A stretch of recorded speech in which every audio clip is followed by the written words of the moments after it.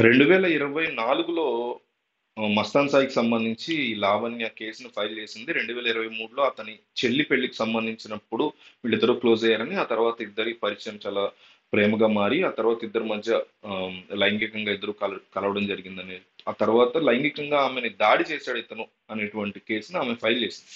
ఆ తర్వాత కాస్తంత సైలెంట్ అయింది. మళ్ళీ ఇప్పుడు ఈ అంశం చాలా తీవ్రంగా తెర మీదకి వచ్చింది. ఒక హార్డ్ డిస్క్ కి సంబంధించి బిగ్గెస్ట్ డిస్కషన్ ఎక్కడ చూసినా నడుస్తుంది. దాని నుంచి వీడియోలో మాడతాం. ఒక 1000 లైక్స్ అడుగుతున్నాను ఈ వీడియోకి. నాకు చాలా హెల్ప్ఫుల్ అవుతుంది మీరు ఇచ్చే లైక్ చూసి వీడియో చూడడం కంటిన్యూ చేయండి. అయితే మస్తాన్ సాయి అనేటువంటి వ్యక్తి విషయాన్ని మనం ఒకసారి అబ్జర్వ్ చేస్తే, ఈ అమ్మాయికి సంబంధించినటువంటి వీడియోలు అతని దగ్గర ఉన్న ఒక హార్డ్ డిస్క్ లో ఉండడం వల్ల అది అది ఆ హార్డ్ డిస్క్ ని డిస్ట్రాయ్ చేయడానికి, లేదా హార్డ్ డిస్క్ ని ఫైండ్ అవుట్ చేసి అందులో ఉన్న డేటా, తనకు సంబంధించిన వీడియోల డేటాని డిలీట్ చేయడం కోసం లావణ్య నానా తంటాలు పడి, నానా కష్టపడి, చాలా ప్రయత్నాలు చేస్తున్నటువంటి క్రమంలో ఆ హార్డ్ డిస్క్ బయటపడడంతో అది ఇప్పుడు పోలీసుల చేతికి చిక్కింది. ఆ పోలీసులు ఆ హార్డ్ డిస్క్ లో ఉన్నటువంటి నెంబర్ ఆఫ్ వీడియోస్, 200 నుంచి 300 వరకు ఉన్నటువంటి వీడియోస్, అందులో ఇతను లైంగికంగా వాళ్ళ మీద జరిపినటువంటి దాడి కావచ్చు, బట్టలు లేకుండా చేసినటువంటి వీడియో కాల్స్ కావచ్చు, అసభ్యకరమైనటువంటి చాటింగ్లు కావచ్చు, వీడియో చాటింగ్లు కావచ్చు, ఇవన్నీ ఇవన్నీ అంటే డిఫరెంట్ డిఫరెంట్ ఉమెన్, అంటే ఈడు ఒక పెద్ద సాడిస్ట్ గాడ్ లాగా ఇంతమందితో వ్యవహరించినటువంటి తీరు, ఇవన్నీ కూడా చూసి పోలీసులే ఒక్కసారిగా షాక్ అయిపోయినటువంటి పరిస్థితి. ఇతనేమో దాన్ని సిగ్గు లేకుండా చాలా ఓపెన్ గా, అది నేను నా భార్యతో, నా గర్ల్ ఫ్రెండ్ తో చేసినటువంటి వీడియోలు అని చెప్తున్నాడు. చాలా క్లియర్ గా దానికి సంబంధించిన ఆడియోస్ కూడా బయటకు వచ్చాయి. నా వీడియోస్ నీ ఫోన్ లోంచి, నీ హార్డ్ డిస్క్ నుంచి డిలీట్ చేయని మొత్తుకుంటూ అడుక్కుంటున్న వాళ్ళు ఉన్నారు.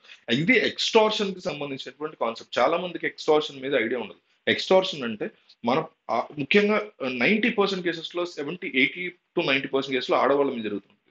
ఆడవాళ్ళకి సంబంధించినటువంటి పర్సనల్ లైఫ్ లోకి దూరి వాళ్ళ పర్సనల్ డీటెయిల్స్ తెలుసుకుని, వాళ్ళకు ఒక ఫ్రెండ్ గాను, ఒక గైడ్ గాను, ఫిలాసఫర్ గాను, ఒక సెకండ్ అఫైర్ గాను, ఈ రకమైనటువంటి థింగ్ తో వాళ్ళ లైఫ్ లోకి ఎంటర్ అయ్యి వాళ్ళ పర్సనల్స్ అన్ని తెలుసుకుని, ఫస్ట్ ఆఫ్ ఆల్ వాళ్ళకు ఉన్నటువంటి లోస్, వాళ్ళు ఉండేటువంటి బాధలు, వాళ్ళకు ఉన్నటువంటి ఇబ్బందులు, ఇవన్నీ పూర్తిగా తెలుసుకుంటారు. తెలుసుకున్న తర్వాత ఏం చేస్తారంటే, నాకు పరిస్థితి బాగాలేదని చెప్పి వాళ్ళ ఫినాన్షియల్ థింగ్స్ గురించి నెగిటివ్ గా చెప్తూ వాళ్ళ దగ్గర నుంచి నెమ్మదిగా, అంటే పొలైట్ గానే డబ్బులు తీసుకోవడం స్టార్ట్ చేస్తారు. ఈ ప్రాసెస్ లో వీళ్ళు బట్టలు లేకుండా వీడియోలు దిగడం, బట్టలు లేకుండా ఆ, వాళ్ళిద్దరూ శృంగారం చేస్తున్నప్పుడు బట్టలు లేకుండా చేయడం, ఇవన్నీ చేసి దాన్ని రికార్డ్ చేసి పెట్టుకుంటారు. వాళ్ళు పొలైట్ గా అడుగుతున్నంత కాలం, వాళ్ళు ఇస్తున్నంత కాలం బాగానే ఉంటది. ఎప్పుడైతే నా దగ్గర ఇక డబ్బులు అయిపోతాయి, ఎవరి దగ్గరైనా ఒక పాయింట్ తర్వాత ఇచ్చేటువంటి సోర్స్ ఆగిపోద్ది కదా, అయిపోయినాయి అంటారు, అప్పుడు వీళ్ళ యొక్క నిజమైనటువంటి స్వరూపాన్ని బయటపెట్టి వాళ్ళ ఎక్స్టార్షన్ ని బయటికి తీసి, ఈ కాన్సెప్ట్ లో దీని ఎక్స్టార్షన్ ఉంటాం. ఇట్లా వాళ్ళకి బ్లాక్మెయిల్ చేయడం, నీ వీడియోస్ చూపిస్తాను బయటకు అనేది కాకపోవచ్చు, వాళ్ళకి సంబంధించిన పర్సనల్ థింగ్స్ తెలుసుకుంటారు కదా. హస్బెండ్ కి తెలియకుండానో, ఇంట్లో తెలియకుండానో ఆడపిల్ల ఏదో చేస్తుంది అనేటువంటి థింగ్స్ ఆబ్వియస్లీ అందరి జీవితాల్లో ఉంటాయి. 90% ఆడవాడైనా, 90% మగవాడైనా మనకు తెలియనటువంటి ఫేస్ ఇంకోటి ఉంటుంది, మీతో నాతో సహా. సో దీన్ని బేస్ చేసుకుని వాళ్ళని బ్లాక్మెయిల్ చేయడం, తద్వారా డబ్బులు సంపాదించుకోవడం అనేది ఒక బిగ్గెస్ట్ థింగ్ గా నడుస్తూ ఉంటుంది.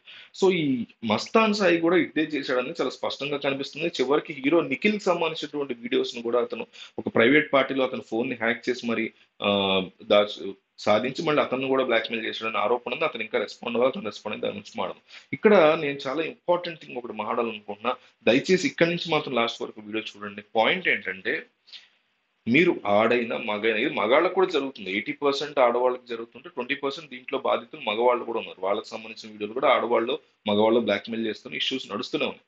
సో నా పర్సనల్ రిక్వెస్ట్, ఒక ఐడియా ఏంటంటే, మనందరం శృంగారం చేసేటప్పుడు ఒక చిన్నదైనా కావచ్చు, ఒక చిన్న ముద్దైనా కావచ్చు, ఏదైనా కావచ్చు, పొరపాటును కూడా మన ఫోన్ చుట్టుపక్కల ఉండకూడదు.